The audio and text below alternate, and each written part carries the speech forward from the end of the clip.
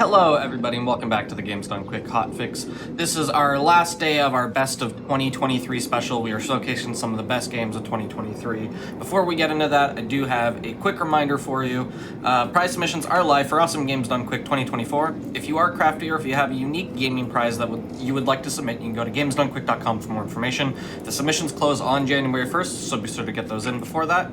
And actually, before we do introduce the game and everybody, I do just want to say happy holidays, everybody. Hopefully you're all set for your prep, your presents are bought, wrapped, everything else. You're all prepped for any of the other holidays you might celebrate, and you can just relax today or the rest of the days this week. With that said, we do have Star Wars Jedi Survivor starting us up, and I will let everybody introduce themselves before we get into the game. Right on. Thanks, Church. I'm Z Money Train. I'm a glitch hunter and speedrunner of this community in this game. We're going to be running any percent unrestricted in this game, and in this game, there's a PBC glitch, so pause buffer clip, and we use the F11 key to toggle that. So that's why you see my window currently behind the game, and I'll be toggling in between full screen. So it's kind of weird, but you'll see when we get to it, and I'll have Abe and Binks explain that later. You guys can go ahead and introduce yourselves. Sure. I'm Abe. I've been speedrunning this game. Abe or 80. I've been speedrunning this game pretty much since it came out, and I'm super pleased to be here today to commentate with Z Money and Binks. And hi, my name is Binks. I speedrun this game as well as Fallen Order and a bunch of other games with Star Wars in the title. Right on. So we're just going to go ahead and get going here. And the time will start when I overwrite a save file. All right, 3, 2, 1, go. So right away we see some menuing. He's turning tutorials off because every time you start a new save file, the tutorials are turned on by default. So that's just some menuing we have to do at the start of every file.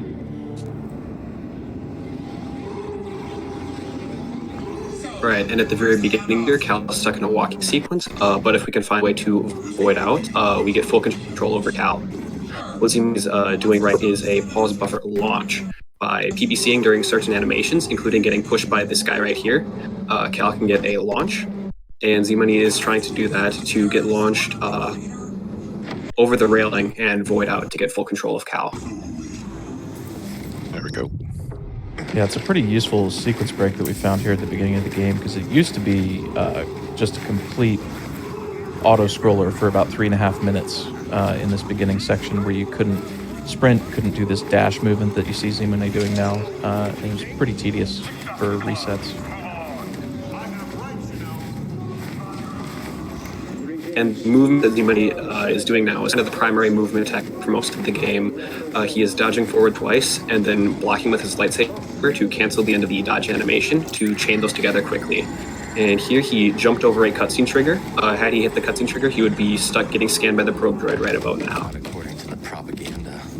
Yeah, this movement technique looks a little strange if you're used to playing this game casually, especially later on in the game you get an air dash ability that lets you move pretty quickly, but we will be skipping so much of the game that we never unlock that, so that's pretty much the fastest way to move for the majority of the run.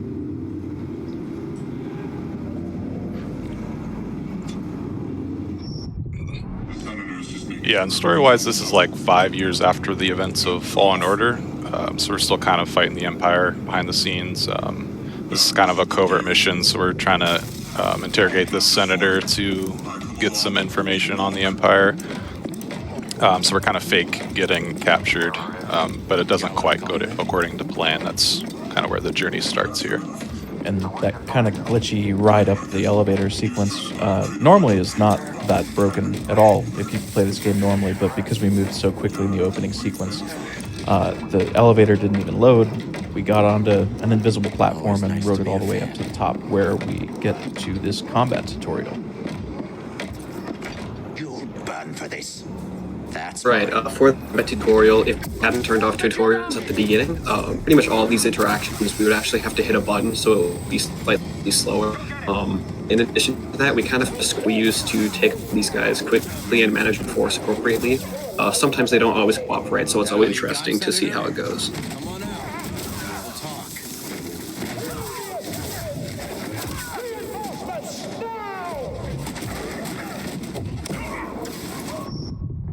Yeah, so luckily for the combat tutorial and combat in general, we play this game on story mode during speedruns, which has a pretty generous force regeneration rate, which lets us to usually make pretty short work of any combat that's actually mandatory.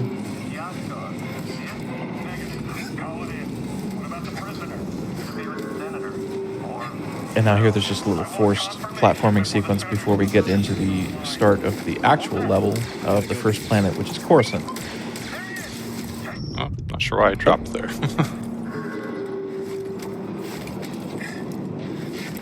Sometimes physics in this game are a little janky.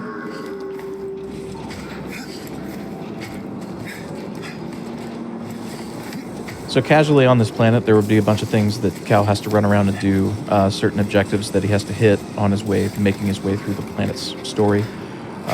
We're going to bypass as much of that as possible with a glitch that was discovered by Z-Money actually in Fallen Order, the predecessor to this game, that's going to make use of two glitchy mechanics. One is the pause buffer functionality with F11 that Z-Money was talking about earlier, and it's going to be combined while he does a force push and tries to grab onto this grate here into what we call a pause buffer launch. Abe, if you want to explain a little bit about that. Yeah, sure. So doing certain animations against a grate or set of vines, any climbable surface, can cause Cal to get pushed back and then snap back to the grate. And PBCing during this animation create a pretty wild launch. As you saw there, he did the launch and ended up who knows where. Ideally, we would be launching into an elevator shaft about halfway through Coruscant, but it can take a couple of tries because they are very precise, very setup dependent, and sometimes they just don't work because the game hates us. Yeah, so launches existed in Fallen Order. The setups for them were completely different. That game has a completely different set of launch mechanics. But the main method that we used in the previous game to launch were mostly patched, but this was left intact because we didn't really know about it, I think, when the game was being developed. It does rely pretty heavily on the use of a slow mode accessibility feature that didn't exist in Fallen Order. So while these launches exist in the previous game, they're not really reliable enough to be consistent. But because we can slow down time with the push of a button due to the accessibility feature that the devs put in this game, it's, while not completely consistent, a lot more consistent.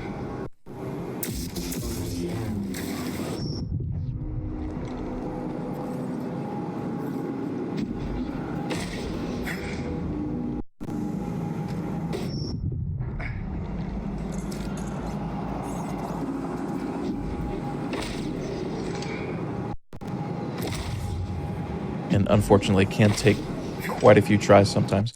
This is one of the reasons why we have a category split for this game. Jedi Survivor, when it initially launched, only really had any percent unrestricted and glitchless. And then when these pause buffer launches were discovered, we kind of quickly realized that the run was... that looks good. That looks good. We kind of quickly realized that the run was going to turn into a bunch of pause buffer launches back to back. So we split unrestricted and restricted categories. Restricted basically just bans PBLs. Yeah. That was first try. Pretty cool. Yeah, first try. Because a bunch of runners like me decided, I don't want to do this. Yeah. So we made a different category. We get an error message here that the devs decided to put in. It's kind of interesting. So it asks if you want to go back to the checkpoint it thinks you should be at or proceed at your own risk. It's kind of an interesting thing I put in there to help you avoid skipping story elements.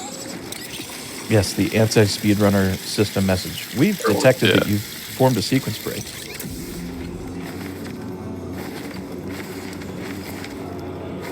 It's really fun when you try to menu too fast and you accidentally hit go back to the previous save and lose all your progress and have to reset. Yeah. Yeah, absolutely. Right now we have to backtrack a little bit to collect ascension cable. It's kind of a grapple hook. Because we need it to leave Coruscant. That's pretty much the only reason we need it. So we have to come over here and fight this K405 boss to get it.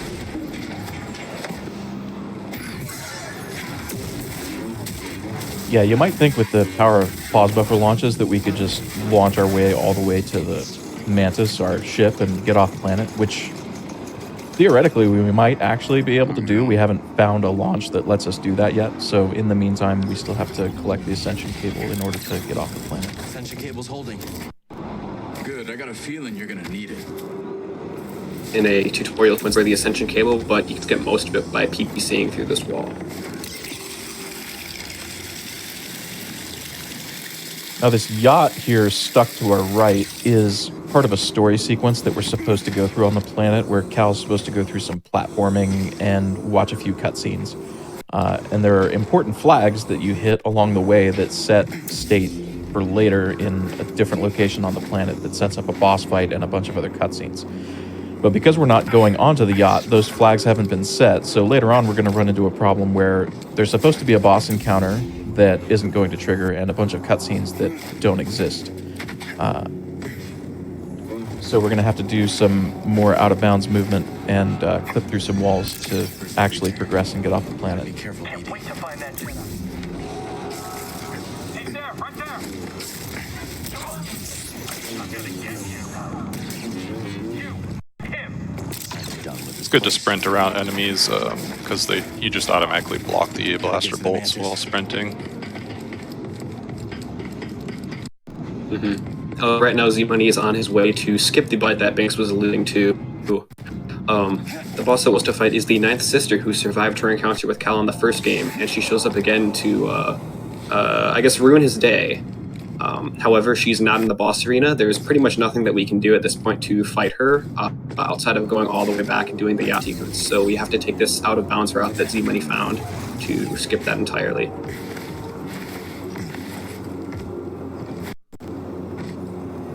Yeah, so as you see the window shifting, and you'll see the screen go black for a second, that's whenever that happens, it's because Z-Money is pushing F11 on his keyboard to shift the game from window to full screen or vice versa.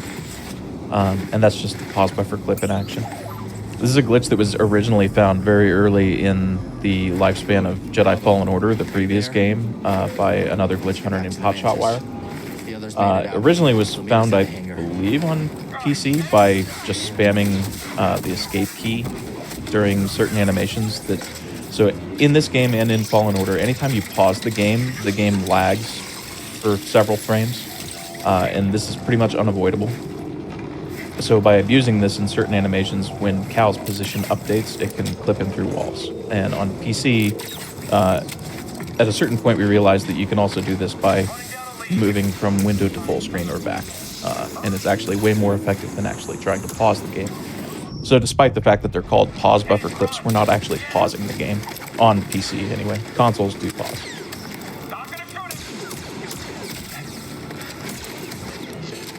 This is actually Here, the last section. The grapple point that Z-Money is with. Yeah, go ahead. Yeah, that point that Z-Money just grappled to is the last thing that we need Ascension Cable for. After that, we don't technically need it ever again.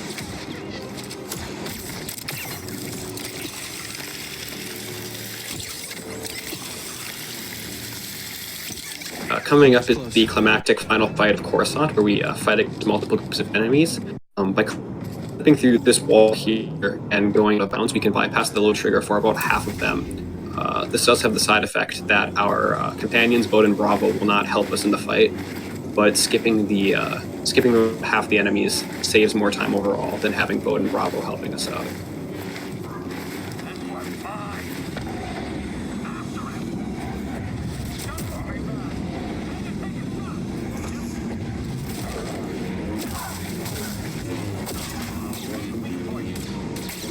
And on story mode, pretty much every enemy dies in 1 or 2 hits, so this combat's all mostly scripted. Even this Purge Trooper, who's supposed to be one of the more difficult standard enemies in the game, is going to die in about 3 hits at most. Yeah.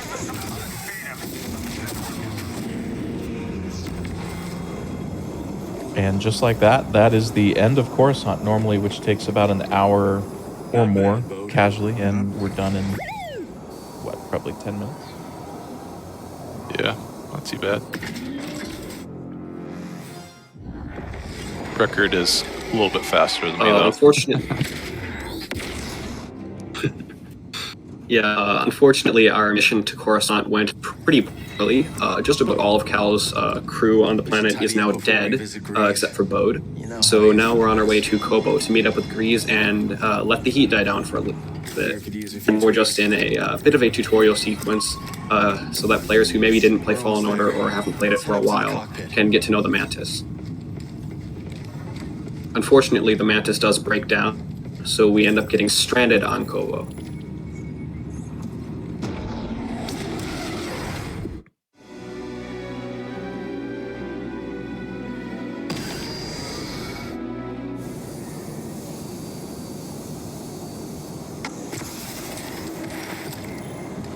And now here's Z-Money's going to use a glitch called a no fall timer, a pocket no fall timer. It's a modification of a glitch that was found that, so in this game, when you fall off of a ledge, you have about 20 feet, I think, to fall before the game voids you out, which is different from the previous game where you did not void out due to fall damage at all, unless you fell off a cliff or something. But because the design of the levels in this game are much more open, I would say, and there's a lot more verticality, the developers thought it was prudent to implement a fall timer that voids you out if you try to take certain shortcuts.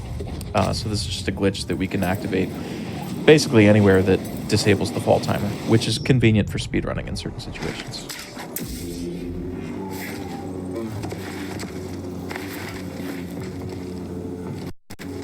And now here in the crash site, instead of progressing normally, which you might expect, we'll see Z-Money be attempting another pause buffer launch. It's basically going to skip this entire gameplay section that's supposed to introduce you to Kobo.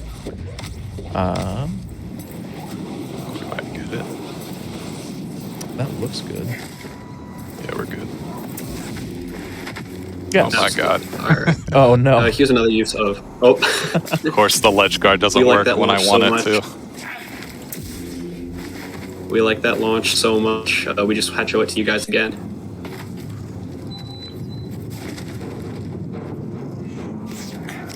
But so when he gets this, it should skip this entire canyon that's supposed to be like the introduction to Kobo and get us into the main open world area where we'll be able to progress into the next area and pretty much get towards the end of the speedrun.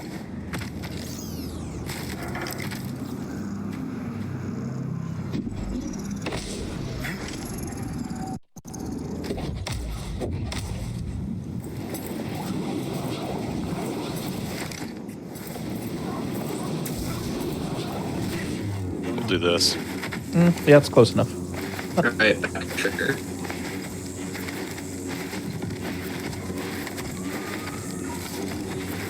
So we got about halfway there. There's a backup PBL that Z-Money can do on these vines if he doesn't get the full distance. That should get him about the rest of the way.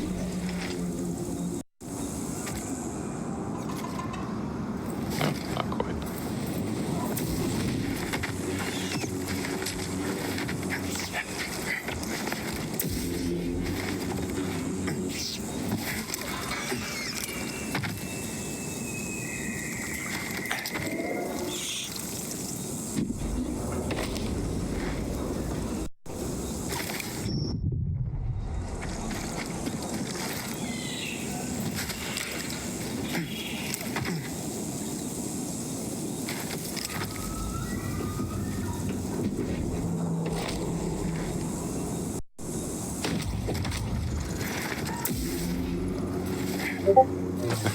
Yeah, We'll just keep it going.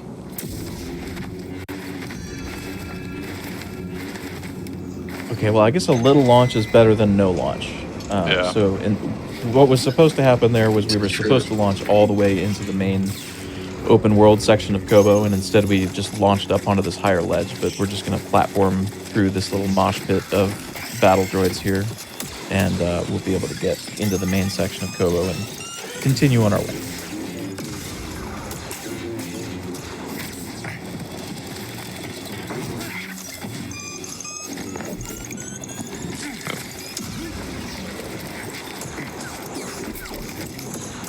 Haven't been down here in forever. Is that?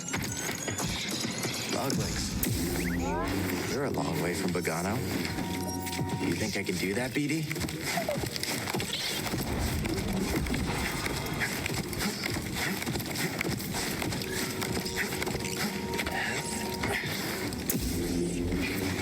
So this is where we launched the first time, and then I stupidly dodged off. Not a bad change of scenery. Grease's place should be around here somewhere. Yeah.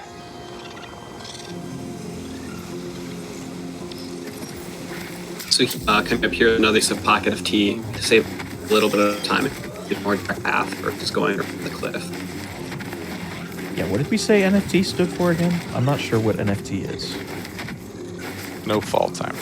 Is it something token? I don't know. So now that we're in the main It's open, probably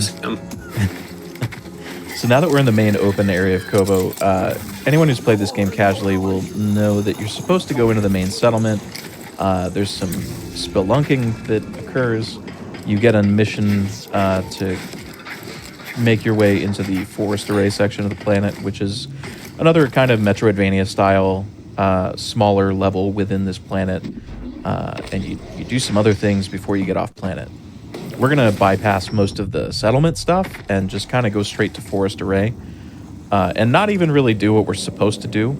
So you're supposed to do a bunch of traversal through the level, and you wind up fighting a boss, and you gain a couple of force abilities on the way. We're only really concerned with the force abilities because, as it turns out, they're really important when it comes to getting off this planet. So we'll get an ability called Neko Tame that lets us tame and ride Nekos, which are just kind of an animal mount that you're able to use. This is important to get the Mantis to actually be flyable. And it's also pretty useful to unlock the endgame, which we'll talk about a little bit more in a minute. But in order to actually get the ability to tame Nekos, we have to get the ability to tame Relters, which are these flying giant bat creatures on Kobo. So we have to get the ability to tame Relters first in order to tame Nekos. So that's really our objective, is to get to the Relter tame as fast as possible. God, the lighting is like normal now. Yeah, what's up with that? The lighting during First try. speedruns. Let's go. Oh, easy try. Yeah, so the lighting on Kobo during speedruns gets pretty Nice. strange, and it gets more strange the longer the category is. So in 100%, Kobo's lighting gets completely messed up over your various trips to the planet because for some reason it tries to load in nighttime Kobo and daytime Kobo and afternoon Kobo lighting all at the same time. So things look pretty weird. Yeah, it's just like super like over brightness. Like I don't know. Right now it looks pretty decent actually. It looks pretty normal for morning Kobo, which is what time it's supposed to be when you're in the like beginner canyon. Yeah. It's normally about midday when you get here in a casual playthrough. But yeah, it's pretty normal right now. In 100%, it gets really weird. Mm-hmm.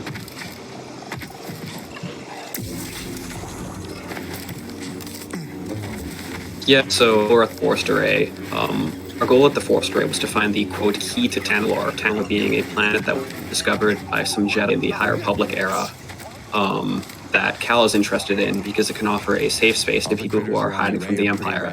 Unfortunately, the key to Tanalorr is actually a Jedi from the High Republic era who has been, I guess, frozen asleep since then. And this Jedi, Dagon, grown very bitter over the years and wants to keep Tanalorr to himself. So he's basically the primary antagonist of this game, and we spend most of the game trying to prevent Dagon from taking Tanalorr all for himself. However, in the speedrun, we don't actually see Dagon at all because there are some fun things we can do with mounts. Yeah, so as I said earlier, the objective of the speedrun is to get Relter tame as quickly as possible so that we can tame Nekos, and neither of those things require us to meet or fight Dagon Gera at all. So normally after you got the Relter tame ability, you would pretty much go straight to Dagon and fight him. We won't be doing that. This is kind of important because fighting Dagongera 1 is the event that sets the flag in memory that moves the Mantis from its position right now in the crash site to its later position on the landing pad where you're supposed to interact with it and use it. So while we have the ability to tame Relters now, and we're about to get the ability to tame Nekos, and we want to escape the planet, the Mantis is still back at the crash site, and that's going to create some interesting problems for us that you'll see Z-Money try to solve in a few minutes. So here he's abusing a quirk with the way that this area is loaded. Because we loaded this area in a kind of glitchy way, normally you're not able to interact with a Relter many times in a row like that, but because of the way we loaded this area, he can just jump back onto the Relter after he jumps off. Side effect of that glitch is we get the wind Tanalorr is real. constantly in our ears, so Maybe the last sorry for planet that. of this galaxy that's safe from the Empire. I think I have to void out. 2 BD. It'll go away soon after we do a Death Warp strat. Sliding is throwing me off. There we go. So now we are about to tame this Neko in a cave, which He's is there. the last. Yeah, he's there. Trust me. Which is the last major ability that we're actually going to unlock in this run, despite the fact that it's very, very early on in the game still. Nekos are important for a couple of reasons. First of all, by abusing the Neko's ability to jump. If you press F11 on a certain frame in the jump animation, I have no idea why this doesn't work for Cal, but if you press F11 at a certain frame in the jump animation, you can get a bunch of height on a Neko jump just like that. Through that gate with a little boost from our new friend. So we're going to use that to get over this fence and continue on our way. And there's some movement optimization that we can do in this settlement area with what we call super Neko jumps as well. Yeah, S&Js are pretty minor now, but they become very, very important to the run in a couple minutes. There's the lighting glitching out on us now. And here we'll see the Mantis fly by. So the Yep, go ahead, Abe. Yeah, so the Mantis flyby here, it's just a forced cutscene. It doesn't actually, it's not actually there. It's still back in the crash site. However, the Mantis flying by there does remove a bunch of collision from the Mantis in the crash site. Normally it's full of collision. Now it is no longer full of collision. So we essentially just have the Mantis sitting back in the crash site. So now it's just a matter of getting into there eventually. And so you saw Z-Money dismount the Neko and do a PBC basically right afterward. This is what we started calling Neko clips. It was discovered by a runner called Superbass about 8 days into the game's lifetime, or 8 days after launch. So Superbass discovered that if you do a Neko clip into that wall, what some of you might recognize is this is actually one of the final areas of the game. The Alignment Control Center is where you unlock travel to Tanalorr, which is the final planet in the game. And by doing a doing a Neko clip into this elevator shaft and then falling on these rotating platforms into the elevator, we're able to bypass the entirety of the game. This skips about 3 hours-ish of gameplay, at least at the time that it was discovered. I think the record for no early Tanalorr is something like 2.5 hours now, but it's by far the largest discovery in the game's history, and it happened a week after the game came out. Fun side effect of getting into the tower this way is that we are now stuck here. There's no way to get out except to warp. So what you see Z-Money do here is PBCing out of the tower as it's going up to try to die as quickly as possible once we can unlock Tanalorr.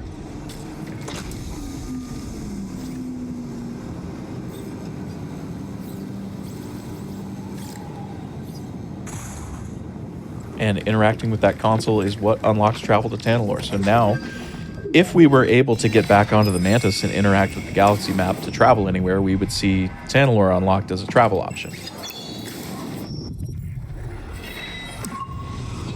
And then Z-Money just does a couple more PBCs out of the elevator with the game set to Jedi Grandmaster difficulty to take an intentional death and respawn back at the Neko pools.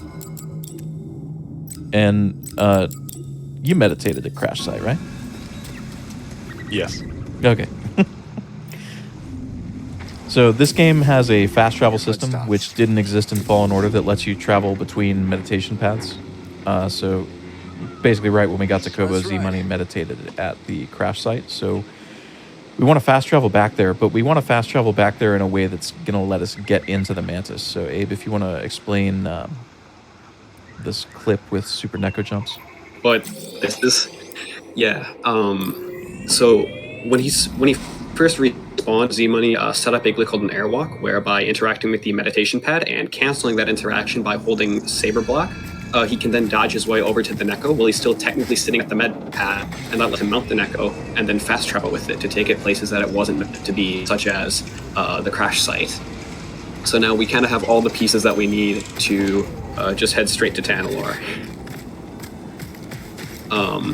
Just a quick super Neko jump across this gap.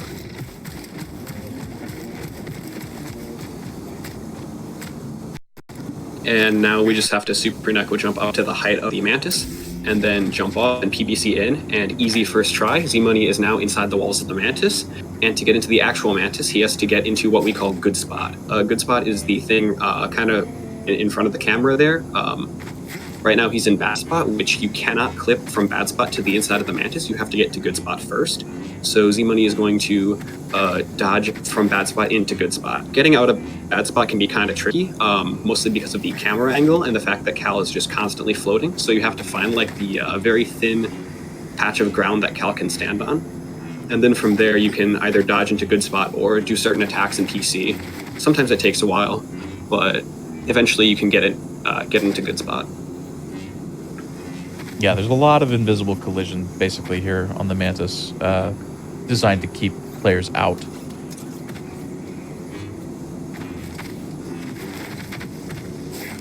There we go. There we go.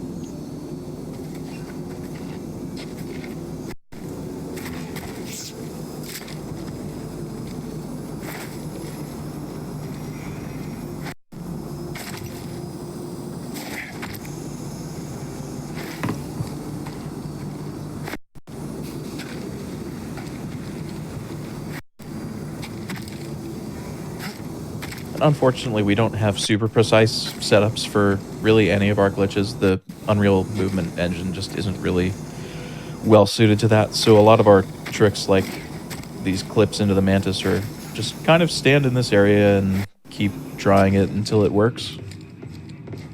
There we go. There. First try. Let's go. Yeah. So now we see Now we got Tanalorr. Tanalorr. So while we're traveling... Yep, so while we're traveling to Tanalorr, a quick story update. The final boss of this game is not Dagengara, it is actually Bode, who has been our friend and companion since the very beginning. As it turns out, Bode has been working for the Empire the entire time to provide for his daughter, and Tanalorr has given him and his daughter a way out. He wants to flee to Tanalorr to keep him and his daughter safe from the Empire, and what we have is essentially Cal is now fighting with Bode over a planet instead of fighting with Dagon over a planet. Bode is also a Jedi, so that changes things quite a bit for us. I can't believe that Bode was the Star Wars Jedi survivor all along. Oh, wait, that's why they call it... Oh, okay. I get it. Never met a Connector. So Tanalorr is basically just a straight shot to the boss arena, but there's a couple of things that we can do to speed up the trip.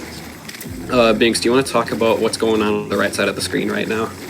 Oh, yeah, so the game, anytime you hit a story flag, it updates your databank with basically just text entries of something that just happened in the story, just in case you weren't paying attention during a cutscene or you accidentally skipped a cutscene. You can always go into your databank and basically see the story so far.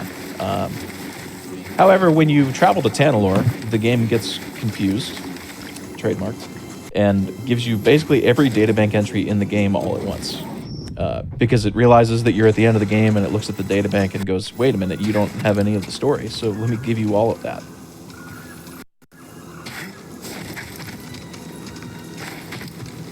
Right here we found to take a more direct line to the boss arena rather than take the windy path that the game has laid out for us.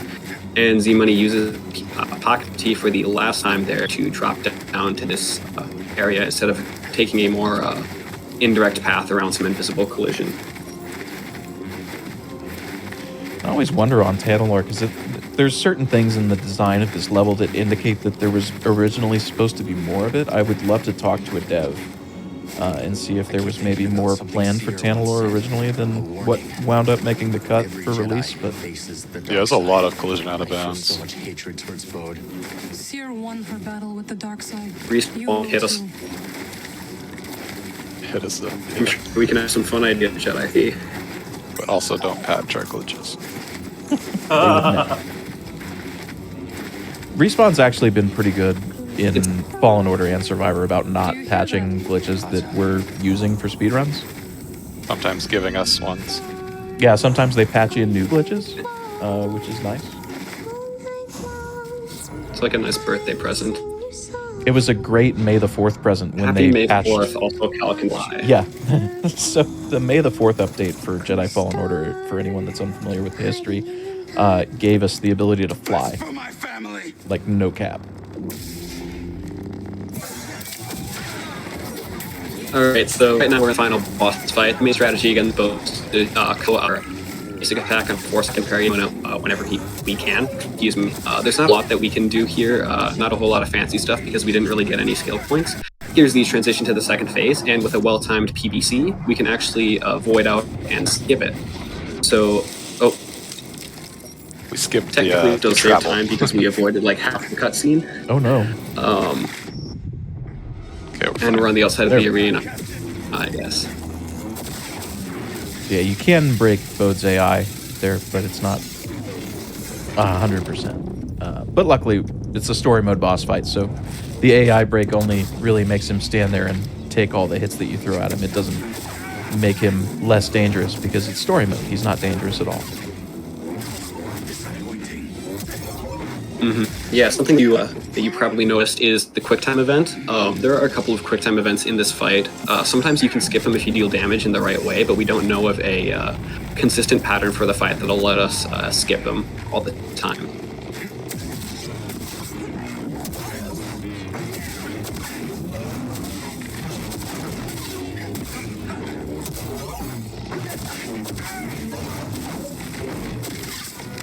Right. And time will be coming up as And soon as we that's- see the time will game end. logo. Exactly. And Now it's time. PG. Okay. What was the time? Nice run. The time was Like 35, 30-ish. yeah. All right. Right in estimate. Yeah, that was Jedi Survivor. We got a really cool community if you guys are interested in checking out the game. We got a bounty for grapple skip. We're trying to figure that out still. Yeah, thanks for having us, GDQ. Yeah, You guys got any shout outs or anything? No, thanks for having us. It's been fun. Yeah, just thank you. Yeah, I appreciate y'all coming out here today, showcasing the game, giving the commentary. It was an excellent display of the run, so thank you all so much. Really appreciate it. Great job all around. Right on. Happy holidays. Happy holidays. Church is okay if I link to our Discord and Twitch chat. Yeah, I don't know that you can. Probably Just not. DM No. me and I'll post it. Alright, I won't then. No, you feel free. Like, I have no problem posting it. I just don't have the link on hand. So, I will. Yeah. You DM me the link. Thank you all. I won't, they can find it. Okay. No, they can find it. All They right. look us up on speedrun.com. Speedrun.com for the page. Go ahead and check it out. Yeah, help find the tricks they need. With all that said, we do have more. So again, thank you, the three of you. We will be right back in just a few minutes for Lies of P.